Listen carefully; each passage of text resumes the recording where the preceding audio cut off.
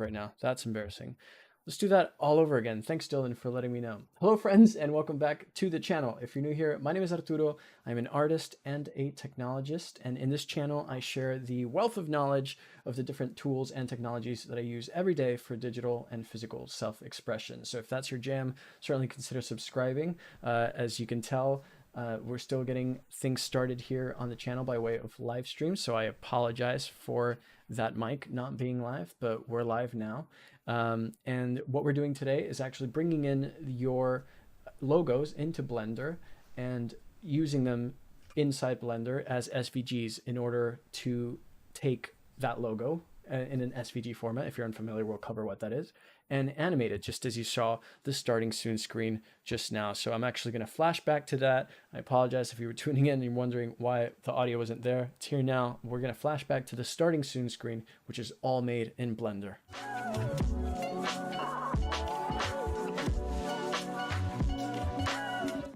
So as I was saying, while muted, I put all of this together in Blender maybe about my second or third month in, because I figured that if I wanted to start doing these live streams, I would actually need some form of starting soon screen and an actual be right back screen, a thanks for watching screen, stuff like that. And so I figured, hey, I may as well just put it together within Blender. It's a little bit, it was a little bit of a challenge at first, but as I mentioned, I will be here to kind of help you with it. So if you have any questions along the way, if you're playing along at home, certainly feel free to drop them in the chat and I'll be sure to take a glance and try to get those answered right away. And we'll jump right into it in a couple of seconds. But first things first, let's switch over here to our Blender screen. So if you haven't downloaded Blender already, I recommend that you do that if you want to follow along, and will bring me up. Here I am, and we'll get things going. So your Blender startup sequence might look a little bit different than mine. I've actually changed quite a bit of my startup file, but that's okay. I'm actually going to go ahead and delete all of this. And if you're new to Blender or you haven't been in one of the B3D and chill streams, you should know that at the bottom left corner of the screen over here where this mouse button is, you'll see all the different keystrokes that I'm pressing. So if I add a cube, for example, with Shift A, you'll see that. If it's a bit small, let me know and I can try to blow that up and make it a little bit bigger, a little bit easier to see and to manage. But that's so that I don't have to say out loud everything that I'm doing, even though, to be honest with you, I'll probably end up doing that anyway. So we won't need this cube. I'll get rid of it. And again, if you're doing this for the first time, I'm going to take it kind of slow. This is not necessarily going to look exactly how it might look on your screen. I have a couple of add-ons that help me facilitate some of the workflows that I like to use. Like, for example, by bringing up the N panel here, which you can do by pressing the key N. You'll see there, bottom screen, it should say I'm pressing N a bunch of times. I actually have an add-on called Photographer, for example, which allows me to add a camera to my scene and with some degree of ease, change things like the focal length of that camera. Let's add a cube in here for reference real quick. So we'll see 50 millimeters focal length, and then here we'll go to 16. I can change the exposure, the resolution. Let's say I wanted to go to a 1:1 format for something like Instagram. I can do that if I want to. And it gives us this nice camera toggle here so that I can lock my view to the camera and keyframe it, rotate with ease, and navigate around the scene. You don't need this add-on. I believe there is a free version on Blender Market, which I can drop a link to if that's of interest to you.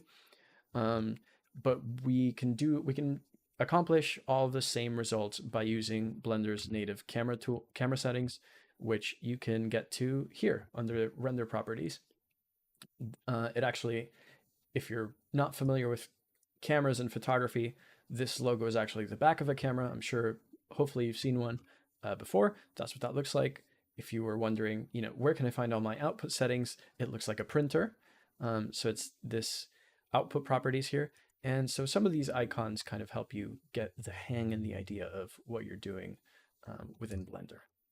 All right, without further ado, let's get to what we came here to do today, which was learn how to animate a logo. So first things first, we'll need one. I have a logo and I'm going to bring it in by going to the File menu within Blender. You can find that at the top left of the screen, and I'm going to navigate to Import.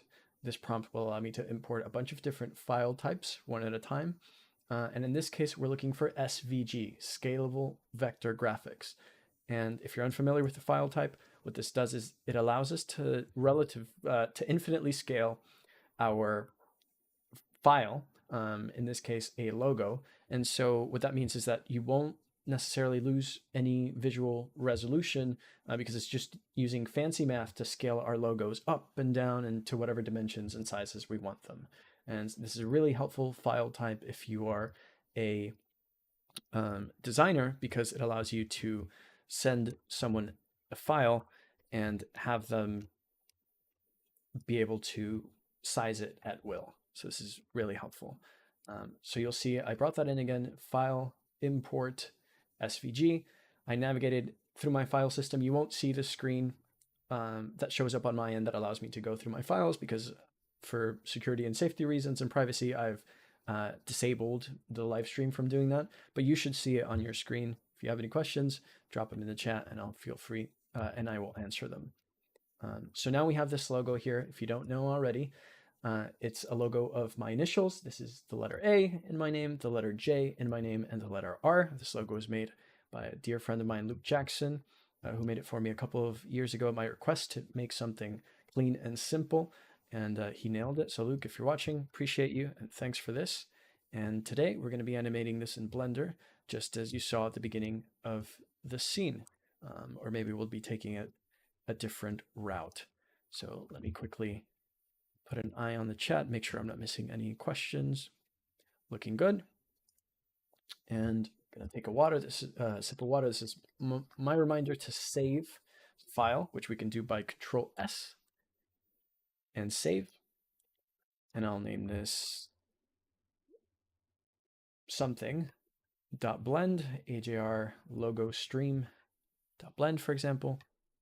And now you will see here at the bottom that the file is saved. I recommend that you do this really often, especially if you are new to Blender, new to these technologies, because sometimes things go wrong and you're going to want to go back to a better time where you didn't necessarily have some of the mistakes so present. So I'm going to take a swig.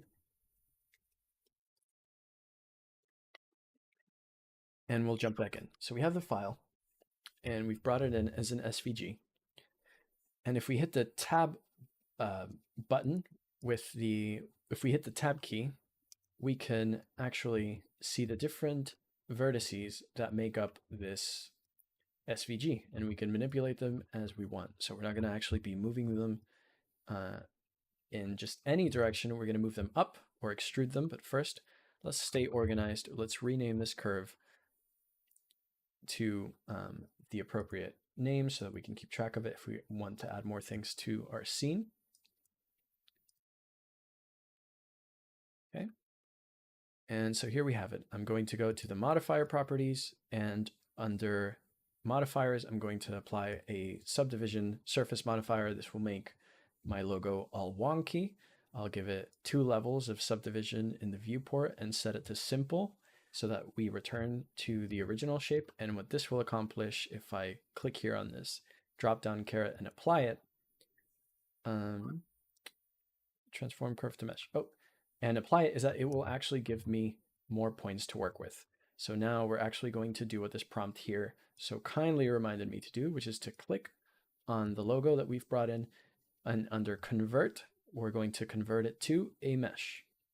And now we're no longer working with curves, we're actually working with a mesh. And if I select the tab menu and I go to the vertex selection by pressing 1 on the numbers that are at the top of the keyboard above the QWERTY, QUWERTY keys, you'll see that now I have more points to work with than I had before. And this is important when we start applying materials and when we start manipulating this logo in any way, because the more of a subdivision that we have, the more room that we have to play with without things getting warped or not looking good.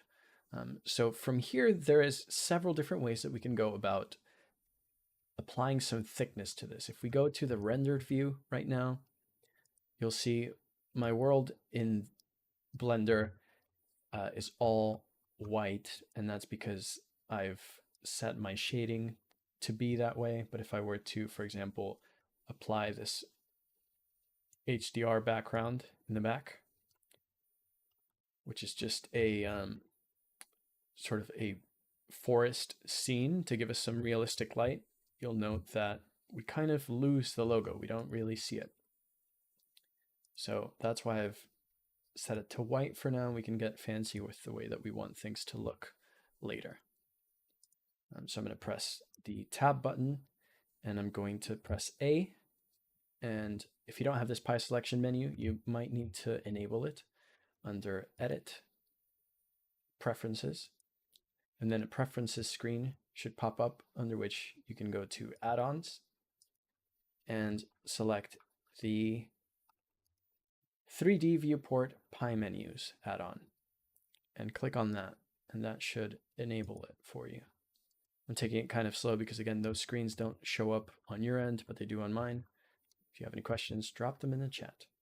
So with that add-on enabled, we can select all by pressing the A key, holding it down, and selecting all toggle. This will select all of them, or we can simply click and drag to draw a box, and now we've selected all our vertices. So now we can press the E key to extrude and the Z or Z key to lock our movements and our manipulation on the Z axis. That's the up and down in Blender. And we can raise it by bringing the mouse up. So now we're adding some dimension to our logo. And already it looks funky in this viewport. So I'll go to the shading preview viewport. But already we've got dimension to a logo, whereas before when we brought it in, it was simply just curves. If you want to learn how to navigate different views, that might be useful. If you happen to have a keyboard that's got a number pad on the right hand side, then you can press 1 for front view and all the different numbers on the keyboard to rotate to different views. And this is good for the purposes of just navigating quicker and kind of working on your blend with some ease so that you don't always have to be moving around. At the moment, I'm not sure if anyone watching is actually following along, but we'll just keep going. So I'm pressing Control R, and this is going to give me more subdivisions. And if I scroll my mouse wheel, I can, if you see these yellow lines that are showing up, this is giving me even more subdivisions to work with, but we'll keep it simple. It's probably about here. And that should be good enough. So now if I go to top view, we see that this disappears because for all intents and purposes, the logo that I'm bringing in, even though we've extruded it upwards, doesn't have any depth on the sides. And so we want to fix that. And Blender's got a really handy tool called the Solidify Modifier. So here within my modifier properties, I'm going to add a modifier. And I'm going to add a Solidify Modifier, and you see everything blows up. So now if I were to go from top view, as by pressing the 7 on the number pad, we can see that now we have a top view of this, but obviously it doesn't look as pretty and as clean as it used to before, but we can change that relatively quickly by changing the offset here to 0 under the Solidify Modifier, and by changing the thickness from something like 0.01 meters to 0.001 meters, so even less. And we'll see that we start to approximate the logo that we had before, but thickened in a way that is a bit more pleasing than the blown out of proportion thickening that we were getting earlier. And we'll still see some warping here if you look real close. For example, here, it looks as though this bit that I'm highlighting is a bit thinner or smaller than this widening here. And that is the case, and we can change that by selecting even thickness. And you'll see that everything just kind of snapped it back into place. And now we have a thicker version of the logo to work with. But we're still looking at it from the top-down view, so we want to rotate it. And with Blender, if you want to move things around the screen, you can do so by grabbing them. And a good way to remember this command is just by thinking of the word grab, which allows us in Blender to press the letter G to grab, and then we can move things around. So if you wanted to place this logo here, for example, you could by doing that. If you wanted to undo that, obviously Control Z. And if you wanted to grab the logo so as to move it and then rotate it, you would press the R key. And if you wanted to rotate it to flip it so that we can view it facing us, if we were facing the front view, for example, that is by pressing 1 on the number pad. We can grab it, press R to rotate, X to lock it on the X-axis. You can see here we've got a friendly gizmo that reminds us of which axis is which. So the red will always be X unless you change it in the settings. The Z or Z will always be this vertical axis here. And then the Y will be the one that's facing us or giving us dimension in this direction.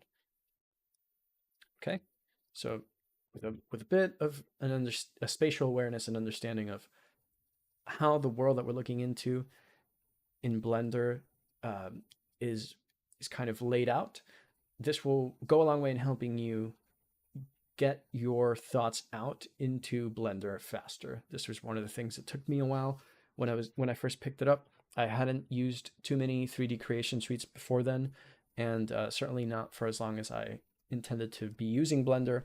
And so kind of ingraining that is one of the first things that I tried to do when I was picking this up, as well as the different shortcuts for transformations, as they're called, like for example, scaling, which is simply pressing S and moving the mouse. We'll see here that the logo gets bigger or smaller depending on how close I move the cursor to the object's origin point, which is this little orange dot right here in this case. So S to scale. If you are in edit mode and you have some vertices or edges or faces selected, you can press E to extrude, and those will extrude in whatever selection you have set up here. But that's a little bit beyond the scope of what we're working on today. But just in case you want to come back and review these later, now you know where to get them. So before I went into all of that, our plan was to extrude. Sorry, not extrude, to rotate.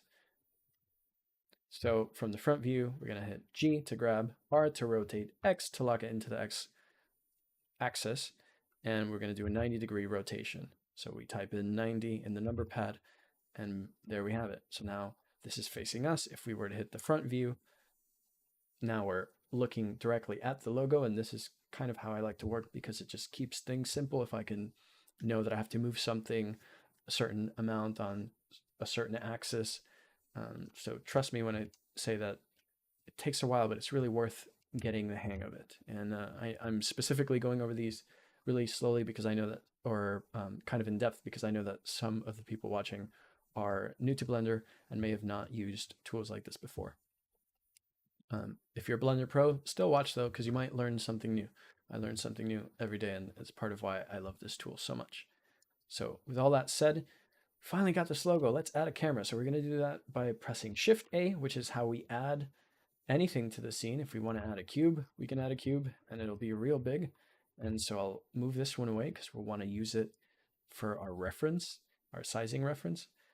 The default cube in Blender is 2 meters or about 2 meters tall. So for the sake of lighting this later, I'm going to scale up the logo to be almost that tall. We'll delete the cube and then we'll add the camera, Shift A, and we'll go down to camera. You won't have all of these, but you'll have probably everything up from force field up or collection instance up. Again, just because I have some add-ons. Camera, we've added a camera, and now we can look through our camera. If we press 0 on the number pad, we don't see anything. So we'll lock our camera to view. On your end, you can do this by going to View Properties and selecting under View Lock, Lock Camera to View. I have this shortcut here that allows me to do that with some ease. And if you scroll the mouse wheel, you'll move the camera backwards or truck it backwards. Shift and clicking down on the mouse will let you make these sort of lateral or up and down movements. And with that in mind, I'll start to frame this up to something that looks a bit pleasing, keeping in mind that what we'll be rendering will be what's within this orange square that we're looking at here. So all this stuff outside won't end up in our render. It's only the stuff within the orange square that we're looking through. And that's because the resolution of the camera or the sizings of the camera are set to a square aspect ratio.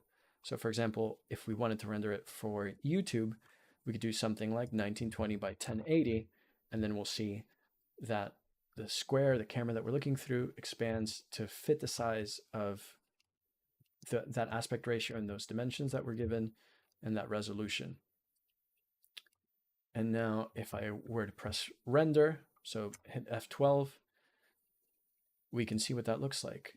You can't at the moment because that scene is not enabled within Blender, but I can pull it up for you. So let's go to General. We'll just add a UV editing scene here and the render result. And that's what that render looked like just now. When I pressed F12, because there's no light in our scene, that's what we achieved. So now let's add some light. Shift A, we'll go under lights and we'll add, let's say, a point light because it's a simple one to work with. We'll leave it exactly where it is. We'll press F12, it will render. I'll close the render on my screen and you'll see here on the left-hand side, there's that point light that we were just working with. So now this process of rendering back and forth and pressing F12, this would be really tedious. But if we're working within Eevee, which is the render engine that I'd recommend for you if you're beginning, and even if you're not, it's just real time and really smooth to use. You can use the viewport shading mode, the rendered viewport shading mode here by clicking on this menu on any of the different workspaces. So for example, if I were to go to this one and click here, and now we're getting a real-time representation of our scene. So if I grab this light by pressing G, which we know we can use to grab objects within the scene, and I move it around, now we're lighting our logo. So I'm going to take a pause here and just make sure that I'm not missing any messages. It's looking good. Great.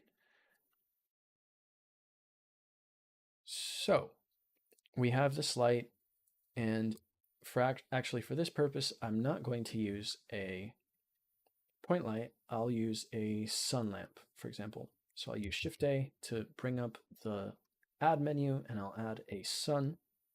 I'll grab the sun, and you'll see that if I move it around, it doesn't give us that same effect, and that's because the sun, a simple way to think about it is that the sun is tied to this yellow dot right here.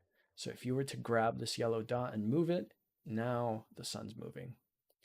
A shortcut, if you're the shortcut type, to get that yellow dot to point in the direction of your cursor, which is this mouse here, is Shift T, and that will kind of snap it to the cursor.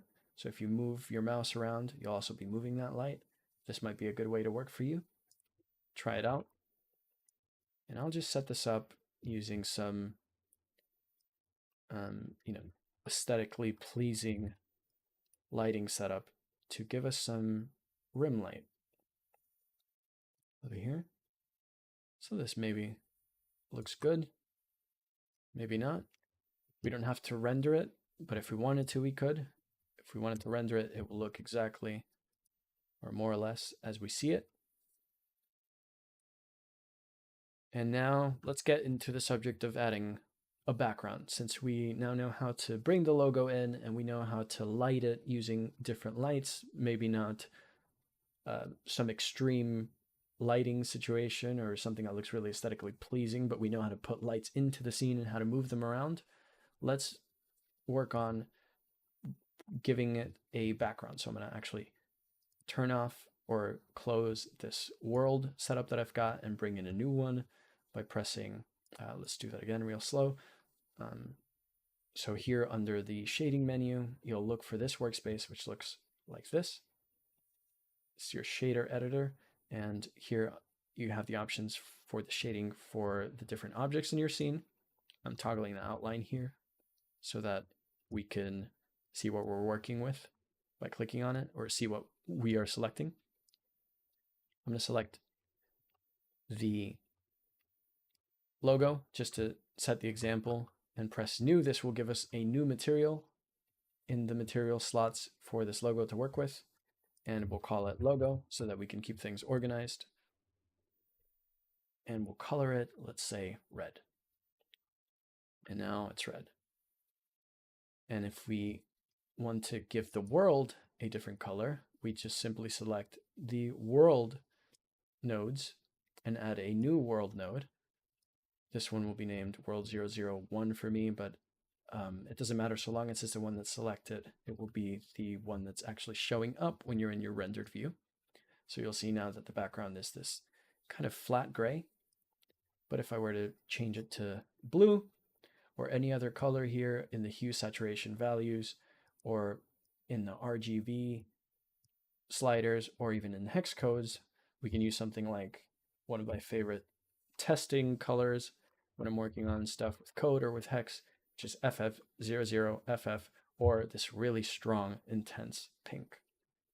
So if you have a color palette that you like to work with, if you have a color scheme for your brand, for your logo, you can simply type in the color values into the shaders of the objects that you're working with, or even the world background, and type in something like FF00FF, which will give us, or no, sorry, FF0000, which will give us red, or 00FF00, which will give us green, or 0000FF, which will give us blue. And if you don't understand or aren't too knowledgeable with hex, don't worry. You can just simply click on the color swatch and then just select the color you want and eyeball it. And let's say you have something in your scene that you've brought in and you want to match that color. You can even use the eyedropper and select the color and it will match it. Isn't that amazing? So now we've got this light, sun lamp, and it's giving us some nice rim light, backlight situation here, but let's add maybe one more light, a point light. And we can, by pressing the, actually I'm going to do this in the light properties here, by going to the object data properties, so that's this light bulb, aptly iconed here, we can adjust the power of this light. So let's say we want to go and give us 250, just random number I'm coming up with. Now this light is intense. And we can move it around wherever we like. Shift D to duplicate the light, and this will give us more lights to space out. And we'll just lay out a bunch of lights in this scene just to start shaping it up. And that's not too bad. If we want to hide all of this, we can press the outliner. This is what it looks like. Doesn't look great, but it's not bad either. Gonna delete those. And maybe we can adjust the irradiance of the sun. There we go, that's more like it. And add, let's say, a Suzanne, like I had before. One other thing that you can do amongst the, the sort of endless possibilities is actually not provide the object with a principled BSDF shader, which is just the default shader that comes attached to objects when you add a material to them. But you can delete that by pressing X here in the shaders. And just like in this viewport that we have here on the right, when you press Shift A on most every other viewport within Blender, you'll actually get the add menu. And now you get this awesome search bar where you can look things up. So for example, if I wanted to add an emission shader, I would just have to type emission. And as you might imagine, when I plug this in and connect the screen to the screen, the output of the emission shader to the input of our material output on the surface of the material. Now, Suzanne is casting off this white light. And so she's not affected by the sunlight, or at least not in any way that we can see, because she's giving off her own light. Sounds kind of poetic. And you can see that she's giving off this light. If we were to set the strength to 5, for example, we see that this top of the logo here is being affected by the light, which proves to us that she is emissive. So I'm just going to quickly reset the cursor to the world origin, and we don't want Suzanne to be that bright, not for any reason other than aesthetics. And I'll try to approximate what I had worked on more or less when I was building out that scene. So that's bringing logos into Blender. If you don't have a logo, and adding objects to them, take a quick swig of water, save it.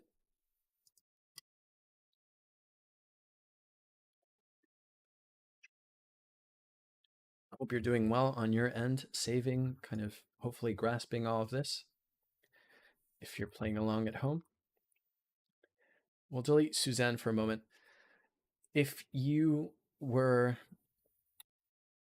have a logo, but you want to bring one in from somewhere, or you want to just play around with different SVGs, then I highly and strongly recommend that you have a look at Google Font Icons, which I'll paste now in the chat because this is a collection of a bunch of free to use logos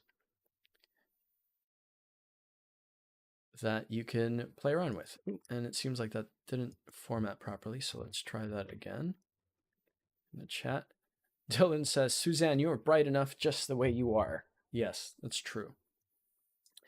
Suzanne, you're doing great. So let's assume that we're now in this Google Fonts website. So let's go to that. And we are here. So this is what the site looks like. If you wanted to use some of these icons or some of these fonts to then bring them into Blender, that's something that we can do. If you're curious about that, just feel free to drop it in the chat, or if I don't go over it, just leave it in the comments. I will look back at all of them, and might do a follow-up video on this if you like, if we don't cover it here. But for the purpose of this video, we'll be talking specifically about the icons, and we'll be using Blender's inbuilt font library so as to not get a little too kind of off the topic. But we have here, let's say, favorite. What's another one that I like here? The thumbs up. That might be a good one if you're making a logo or some form of animated scene. And let me bring me up here. Let's see, what else? What else do we have? List, login, we've got calendar. So in order to download any of these, you would just click on them. So as to select them, you'll see up here that that's the selected logo. It'll change each time. This is a great resource if you're using, if you're just a designer and want to use them, if you're a developer and you need some icons for your app or anything, and they're free to use, so take advantage of them. They come in a bunch of different flavors and formats. White, black are the color options that you have, different layers of density and sizes. But for the purpose of this video, we'll just stick with the SVG, the first one. So let's say we want to use this favorite. So we'll select that, download as SVG. A prompt will show up on your screen asking you, where do you want to save this onto your computer? So I'll save that onto my computer. You download whichever ones you want. And then I'll meet you back in Blender. So within Blender, as we know, we'll go to the File menu, we'll go to the Import options, and under SVG, we'll look through our folders on our computer for the files that we just saved. In this case, if you wanted to download the heart, for example, it's saved as favorite _ black _ 24 dp. In my case, it might be something different if you are following along at a different point in time. And if we press period on the number pad, it will snap directly to that logo. So now we see that the SVG, or that icon, the SVG lives in the same world as the logo that we brought in earlier, which is great. It's not the same size, and so it pales in comparison as far as size is concerned, but we can do something like S to scale maybe, and then in the number pad, since we're kind of familiar with the commands now to some degree, we can type in something like 50 and press enter, and so we've scaled it 50 times. If we wanted to scale it 2 times its current size, we would press 2. If we wanted to scale it 50 more times its current size, we press 50, and whoa, that's a big heart, but that's okay. It grew 50 sizes. or maybe some more at this point, and I'll just even it out a bit by scaling it and bringing the mouse down. We'll move it and rotate it. And we can even rotate it within its own space. So you might notice that the point here, the origin, as it's called, is away from the heart. So that means that any transformation, like this rotation or movements or rotation on this on the z-axis, for example, will all happen around this point. And if we wanted it to happen within the center of the heart, we would just need to make sure that the heart is outlined in orange, right-click, set origin, and then we want to set the origin, that little orange point, to the center of mass by surface in this case. And so now any rotations that are happening within the are happening around the origin, which is now in the center of the heart. And hello, Leo. Thanks for joining.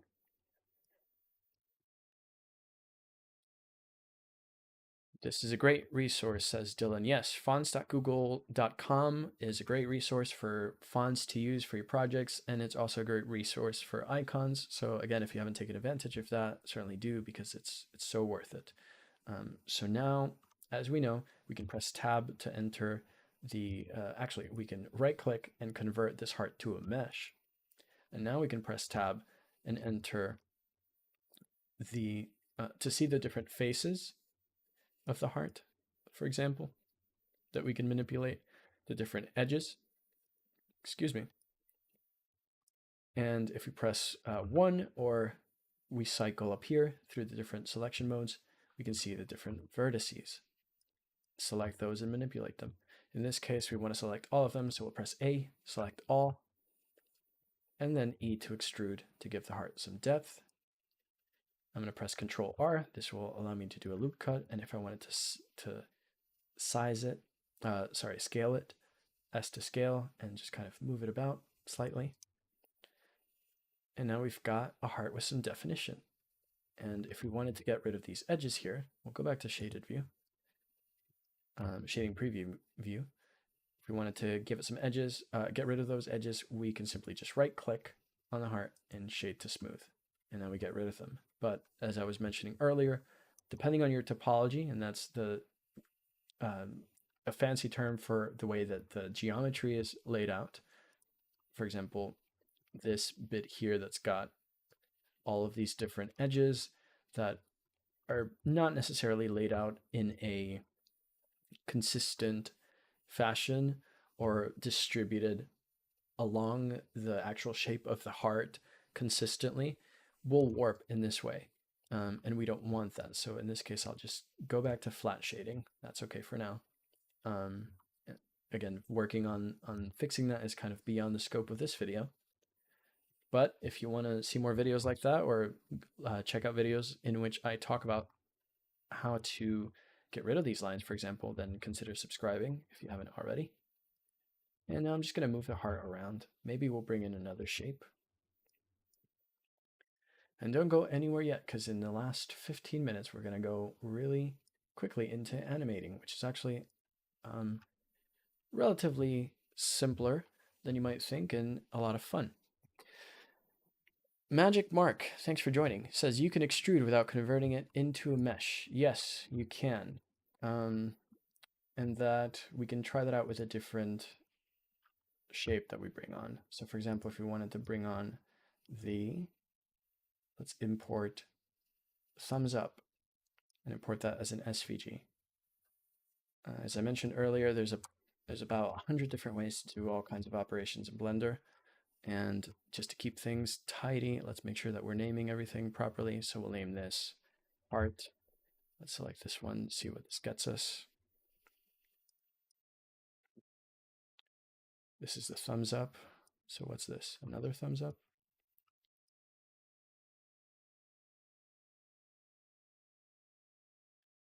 Huh. I see. Okay. So we'll try this. Magic Mark says you can fix that by adding an edge split modifier. let's give it a go. Why not? This is part of what I love about streaming is you learn new things while doing it. So we'll add a modifier. We're looking for edge split. And if I change the edge angle, let's see what happens here. Not seeing, do I have to apply it, Mark? Let's try applying it. Didn't work, but that is one of the things that you should know about Blender is that if you can just try things, and the worst thing that can happen is that it will just crash. And that's really unlikely to happen right at the beginning. So don't be afraid to break things or to just try them out, because again, the worst thing that will happen is Blender would just close on you. So because you're good at saving and you save often, that's not really a problem, right? So I'm trying to figure out right now why we have all these different curves. I don't think we need them. We just need this one, thumbs up. Deleted all of them. I want to get to the animating bit, so I'm going to breeze right through this. But if you have questions about how I'm doing it, you're just joining, haven't done it before, just feel free to drop them in the chat. So just to quickly highlight what Mark was saying in the comments, you can extrude without converting the curve to a mesh. You can do that by selecting the object data properties here. Oh, I see. We'll try that in a sec, Mark. And then going under geometry, you can extrude. Whoop. And this is kind of why I didn't want to do it in this way. And it's just that it's a little bit, if you start sliding the sliders, it can get a bit unwieldy really quickly. But it is a good way if you just type the numbers in to manually change it, and you can always bevel the object a different way. But again, those are kind of beyond the scope of the simple approach that we wanted to take with this video, or at least with this lesson. But let's try that edge split modifier here with smooth shading on. And look at that. That looks much cleaner. No warping. I like it. I'm keeping it.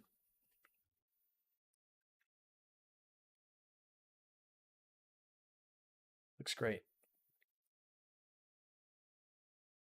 Okay.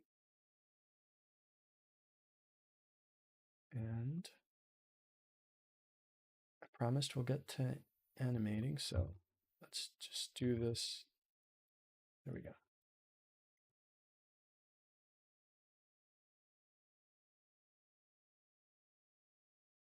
So we have these objects, brought them in. We've got, let's say, the like button, and we've got the heart. Let's give them all the same material. We can do that with some level of ease by going to the material properties here. A lot of these menus you can find either on the properties panel here on the side, or by actually diving into the shading workspace, whichever one suits your fancy. If you want to keep it all to the screen while you get things going, totally understandable. And under the different materials that you can browse through that we have in our scene, again, I'll have some that you might not have just because I've set up my Blender to allow me to just quickly access some of my frequently used tools and materials. But we'll go to that logo material that we made earlier, select that. So now that heart is red, and we'll do the same for the thumbs up. Now that thumbs up is red, we'll set the origin of this one to the center of mass, just as before. We'll do the same for this one, just so that when we get to animating, it's a little bit easier. And now we'll check things out here, how they're looking with light. I'm not liking that, so I'll delete that light. And I'm going to snap my world.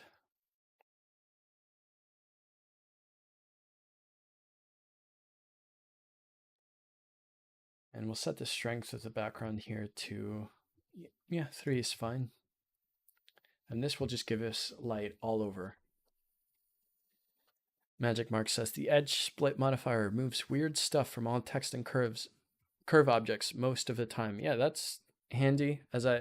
Just as I was saying, even if you're a Blender pro or you're somebody who uses it really often, I use it pretty much every day, you can always learn something new, and that's what makes it so much fun. And also you can get things really exciting done. Like if we wanted to just render this out immediately and just use it for one of our websites or an Instagram post or something, we could, and we're ready to go. You know, and you can always come back to this project because you've saved it and open it up later and keep going, pick up where you left off with your new knowledge. So it's a really fun way to move around. Now we're going to the timeline. So just because I didn't walk through that for those that are joining, in the bottom left corner, you can, well, something you can do within Blender is you can bring up workspaces from any of the corners. So for example, if you wanted to bring up a Dragon's Pardon, hey, how are you doing? I'm doing well, thank you. How are you? We are rocking and rolling here. If you wanted to bring up another one of these menus, for example, you'll see that I have this split here and there's another split here. But if I went to any of the corners of the different workspaces that I have open, and I got this little crosshair that's showing up, and I clicked on it, held down and dragged over, now we've got a different workspace, and I can change all of them and navigate through them. I'll let you kind of play and manipulate with what each different one does and looks like. But for the purposes of animating, I like to keep it relatively simple and bring up a menu from down here and set the view to the workspace to timeline and just raise it a little bit so we can see the different frames that we're working with. In this case, we're working with 250 frames total, or 249 frames, I think. And if we scroll, we don't see anything. That's because we have no movement right now. So we've got about 10 minutes to get things going and animated. Let's do it. So when we select an object, if we press I in this viewport, we can insert a keyframe down here in this viewport underneath in the timeline for that object's location, rotation, and scale, etc. You see the menus popping up here. So in this case, I'm going to set a keyframe for the location, rotation, and scale of the thumbs up, a keyframe for the location, rotation, and scale of my name, and a keyframe for the location, rotation, and scale of the heart. And if we move to a different keyframe, like for example, let's say 180, and we wanted to move this up here at that point, and we wanted to keep the logo where it was, but we wanted to move the heart down here, we can simply select whichever objects we want to mark a keyframe for. So much like with every other tool, you can select one and then another by holding down Shift and then clicking on the other that you wish to select. And you can press I at that point to mark the location, rotation, and scale. And if I play this back by going back to the first keyframe here and pressing play, now we got movement. So not too crazy, not too fancy, but it's a start. What else can we do? We can keep these here and we can actually move the camera around them. So we'll select the camera at this point. And for you, it might look something like pressing N, going to view here. It says Vi on mine, it'll say view on yours just because I've got, again, a bunch of different add-ons installed here. And I will lock my camera to view. Press N again. And so now the camera will move depending on where I move my, the view and the camera will move depending on where I move my viewport. So if I press I to lock the location, rotation, and scale of the camera here, and let's say I wanted to move to here at this point, but I didn't set a keyframe, you'll notice the camera just snaps right back to where it was before. So you got to keep that in mind. So let's move here.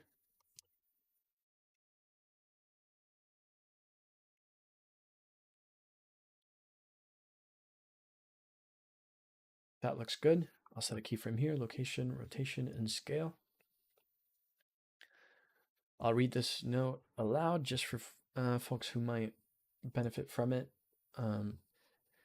Dragon Spartan says, you can also, Dragon Spartan 12 says, you can also make it your default keying set so it automatically sets a keyframe for all those three things by going to keying in the bottom left corner and then select location, rotation, and scale.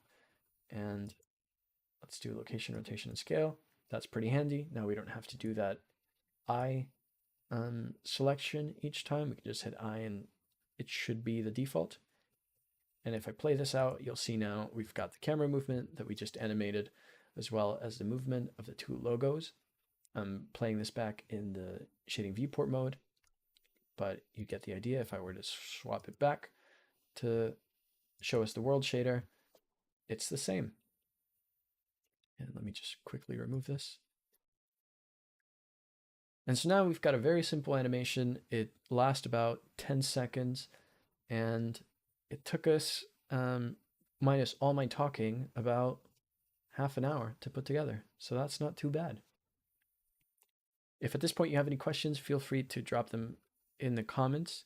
This is about where we'll adjourn today. At this point, if you wanted to render this out, you could go to your your output properties and select your output folder on your device. This will look different depending on the way that you've laid it out. But if you press on this folder, you can navigate directly to the folder in which you want your animation or your frames to be output. In this case, I've got my file format set to JPEG, but if you wanted to render out a video, you could click on FFmpeg video and then select the encoding and encode it as an MPEG-4 or an MP4. And at that point, when you go to render and render animation or press Ctrl F12, all your frames will start rendering one by one. And at the end, we'll all have saved as an MP4. That is one way to do it if you want to do it sort of quickly, but the recommended way to export frames from Blender, at least from what I've been told and what I like to do, is to set it as either JPEG or PNG, depending on the project that I'm working on, and render the frames one by one as images, so that if Blender crashes or something goes wrong, I can kind of catch it before it's all finished. And then at that point, I'll take it into something like DaVinci Resolve or Adobe Premiere, stitch all the frames together as a video, because videos and movies are just frame after frame after frame after frame. And then we have the video. At that point, you can color it however you like, tweak it however you like. So those are two ways that you can do it. You can, again, set your file format to FFmpeg video, set the encoding to MP4, and this will just render out a video that's ready for you to use at the risk of potentially crashing Blender and then having to do the whole process all over again. Or you can render it as a JPEG. As Magic Mark notes, OpenEXR is the standard, and that is true, but it is a relatively finicky file type to work with if you're unfamiliar with it, especially if you're new to these sort of tools. So pick your poison: JPEG, PNG, OpenEXR, whatever you like. These will all work depending on your file type. If you run into any issues kind of following along, feel free to let me know in the comments if this video is still up, and I will get to those. But other than that, thanks so much, everyone, for hanging out. Thank you to Little Gelato, Dragon Spartan 12, Magic Mark, Marco, I see you there. Thanks for joining as well, Ellie, everybody. And this has been that. So at this point, I'll just hang out and chill with everybody for a little bit. We can just get to enjoy the simple animation that we made together. Hopefully you learned something. And that's been us.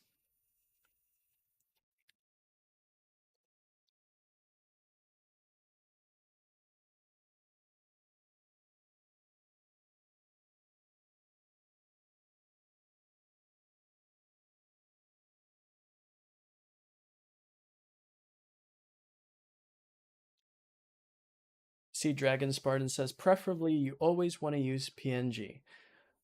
I will disagree with that, because PNG files, while they give you more room to play around with than JPEGs might, PNGs do tend to be on the heavier side, so they'll be some number of megabytes bigger than other files. And PNGs, if you don't have your alpha properties set correctly, might give you some unexpected results, especially if you're just starting out. But I understand why you would say that you want to always use PNG, because it gives you the most room to play with if you're post-producing or compositing your images afterwards. So it's a good note, but maybe not so much so for people who are just looking to make a quick render and have it look relatively the same from how they output it. Again, these are the sort of things, whether you're using JPEG, PNG, or OpenEXR, that really just take some practice and research, and honestly some mistakes to get a selection done. You have a great day as well, Spartan, and Gelato. Thanks for joining. I'm glad that you enjoyed it. If you have any questions, feel free to reach out to me on Discord, and I'll happily try to answer and tackle them. All right, friends, this has been us. Hope you enjoyed the stream. Thanks again so much for tuning in, and I'll catch you in the next one.